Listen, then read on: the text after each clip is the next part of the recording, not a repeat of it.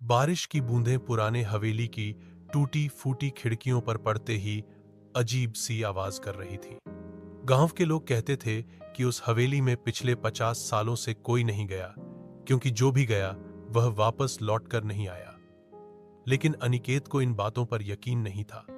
वह शहर से गांव आया था और उसकी आदत थी कि रहस्यों की तह तक जाए।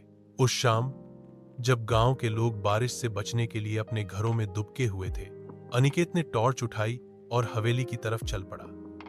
चारों तरफ काले बादल और बिजली की चमक ने रास्ते को और डरावना बना दिया था।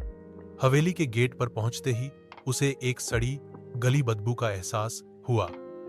गेट जंग खाया हुआ था, लेकिन अजीब बात यह थी कि वह बिना किसी रुकावट के खुल गया, मानो किसी ने अंदर आने का निमंत्रण दिया हो। अंदर जाते ही अनिकेत ने देखा कि दीवारों पर पुराने समय की तस्वीरें टंगी थीं।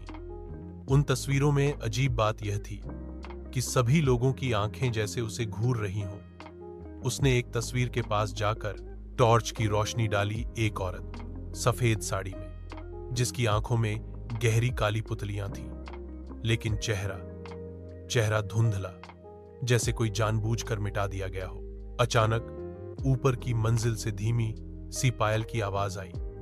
अनिकेत ने सोचा शायद चूहे होंगे, लेकिन जैसे जैसे वह सीढ़ियों की ओर बढ़ा, पायल की आवाज और साफ होती गई और उसके साथ साथ एक धीमा कराहता हुआ गीत सुनाई देने लगा।